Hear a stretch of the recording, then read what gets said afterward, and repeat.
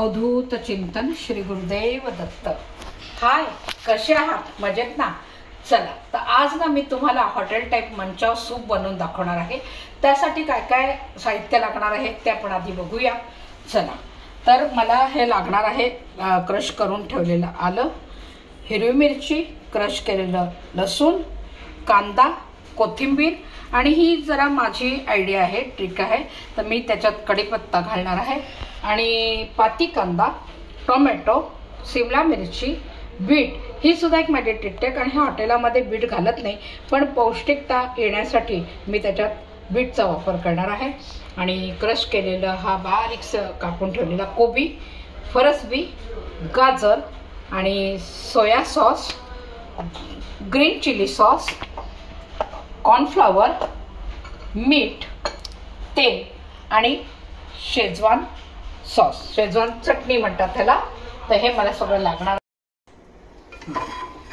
चला आपण याच्यामध्ये ना सूपची तयारी करायची। मी ते गरम करायला ठेवलं भांडं, ते मला गरम पाणी लागणार आहे म्हणून ते गरम पाणी पण करायला ठेवलेलं आहे। आता याच्यात आपल्याला लागणार आहे थोडंसं तेल।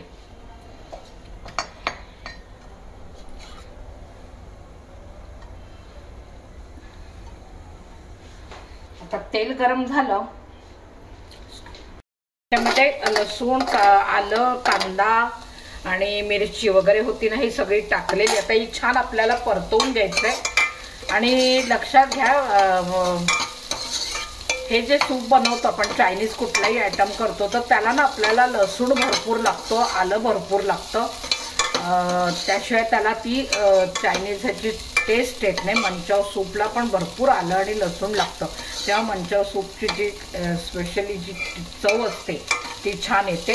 आता हा कांदा जो घातलाय आपण तो व्यवस्थित छान तांबूस रंगावरती आपल्याला परतून घ्यायचा। छान तांबूस रंग आला पाहिजे याचा,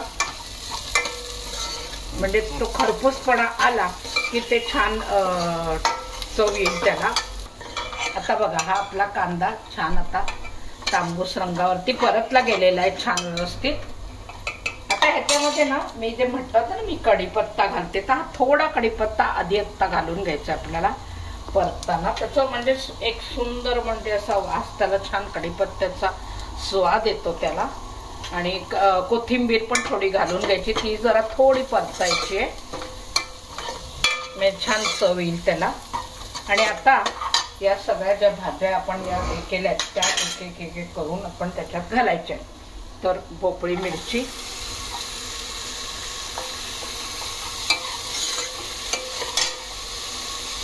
गॅस थोडा मोठाच ठेवायचा, छान परतली जाईल म्हणजे।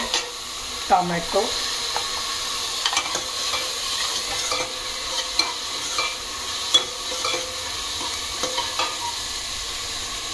फरसबी टाकायची आहे,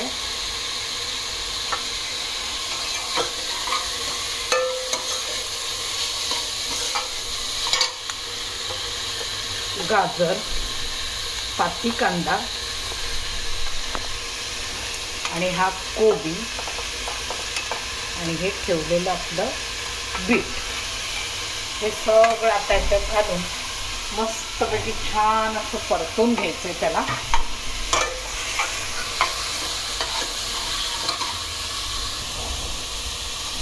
तर त्याला मस्तपैकी असं परतायचं छान, त्याचा स्वाद असा छान सगळ्या भाज्यांचा स्वाद लागला पाहिजे आणि असा खरपूस वास जो येतो ना तो असा आला पाहिजे याला। आणि आता हे आपण गरम पाणी जे करून ठेवलंय ना ते आपल्याला घालायचंय।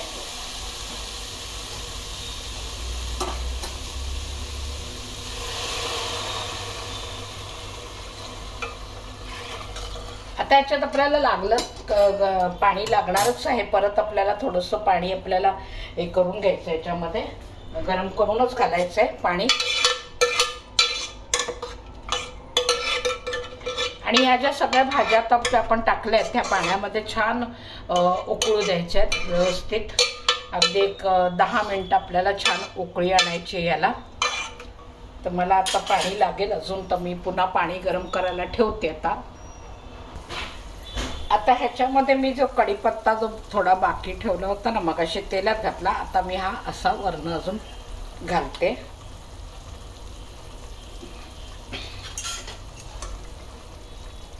आणि तिथे बाजूला मी पाणी पण पुन्हा अजून तापवत ठेवलेलं आहे, तेही आपल्याला इथे घालावं लागलेलं, कारण सूप बनवायचं आहे म्हटल्यावरती भरपूर अगदी त्याला पाणी पण लागतं.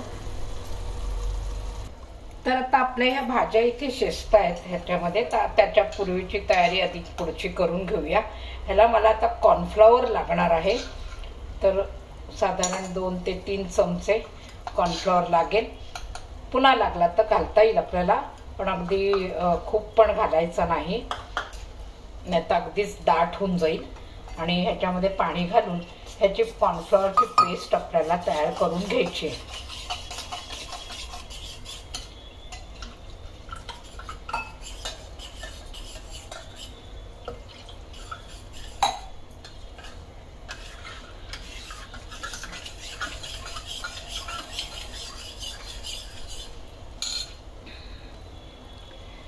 ते पाणी आपलं उकळलं, गॅस बंद करते आणि हेही पाणी आपल्याला आता ह्याच्यामध्ये घालून घ्यायचंय.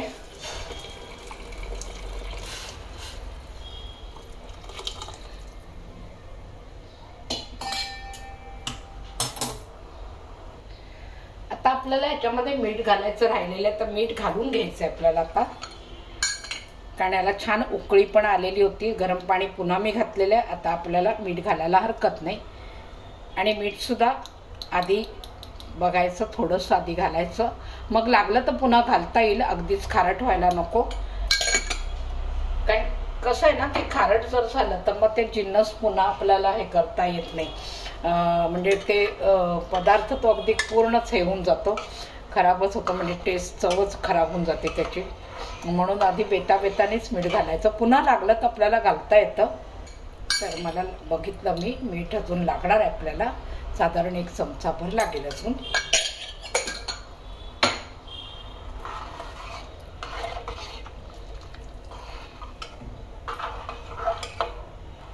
आता मी ह्याच्यामध्ये ग्रीन चिली सॉस जो होता माझ्याकडे, तर तो मी घालते ह्याच्यात. हा एक थोडासा ना ह्याला आंबटपणा असतो ग्रीन चिली सॉसला, आणि तिखटपणा आंबटपणा असा असतो, तर त्यांनी पण आपल्याला चव फार सुंदर लागते, छान बनतं म्हणजे.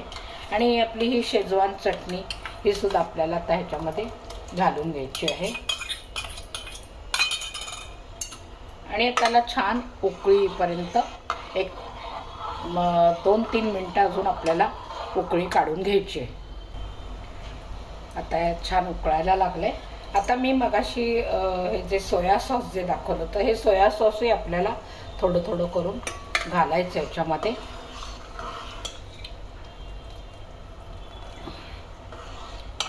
सोया सॉस सुद्धा लागला तुम्हाला जास्त तर तुम्ही पुन्हा घालू शकता. साधारण सूपचा रंग बघायचा कसा आलेला आहे, आणि मग लागलं तर पुन्हा आपल्याला घालता येतो.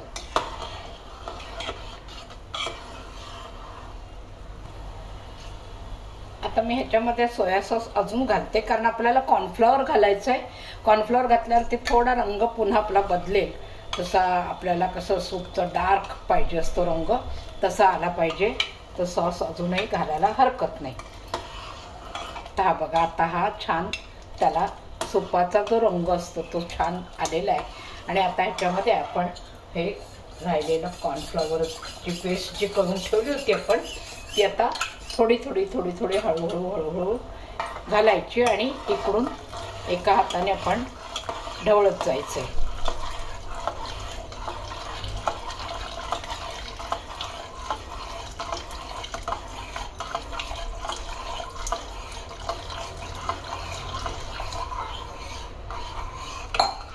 आता हे जेव्हा आपलं उकळेल ना छान, की मग त्याला थिकपणा येतो, एक थिकनेस येतो छान सूपचा जो असतो तो. आणि त्यासाठीच आपल्याला ना सारखं ढवळत राहायला लागतं, की कॉर्नफ्लॉवर जे आपण घालतो तो खाली जाऊन बसता कामाचा नाही, नाहीतर तो खालीच त्याची गुठळी तयार होऊन जाते. म्हणून मग सारखं ढवळायला लागतं. छान ढवळून घ्यायचं की मग छान त्याचं स्ट्रक्चर तयार होतं, छान असं घट्टपणा त्याला येतो. आणि अजून लागलं समजा तर आपण वरनं अजूनही कॉर्नफ्लॉवरची पेस्ट पुन्हा घालू शकतो. तर इथे आता आपल्याला बघायचं आहे त्याला सूपसारखा असा थिकनेसपणा आला आहे का, जरा असं थोडंसं दाट झालं आहे का. तर मला जरा वाटत नाही हे दाट झालं आहे, थोडंसं आपल्याला कॉर्नफ्लॉवर अजून लागेल घालायला.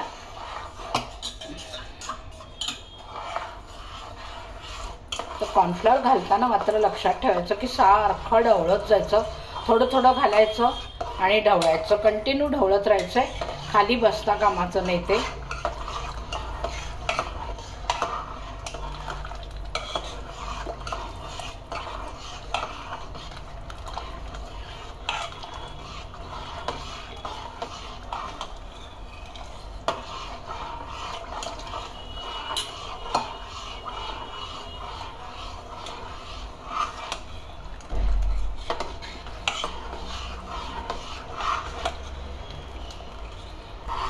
आता हे बघा, ह्याला आता असा घट्टपणा आला, पळीतनं पण ओततानाच आपल्याला कळतं त्याला घट्टपणा आला का नाही ते.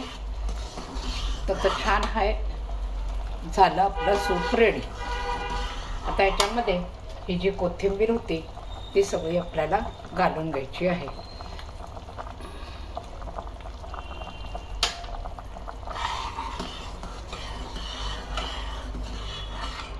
तर हे बघा, झालं तयार सूप आपलं, मंचाव सूप रेडी. बघा तुम्ही पण माझ्या ह्या पद्धतीने मंचाव सूप तयार करून, आणि कसं झालंय मला कमेंट्स बॉक्समध्ये नक्की कळवा.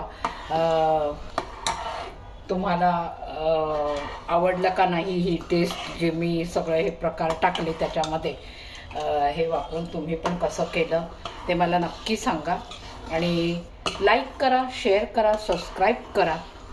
आणि पुढच्या व्हिडिओला मी घेऊन येतच आहे. चला तर भेटूया आपण पुढच्या व्हिडिओमध्ये. बाय.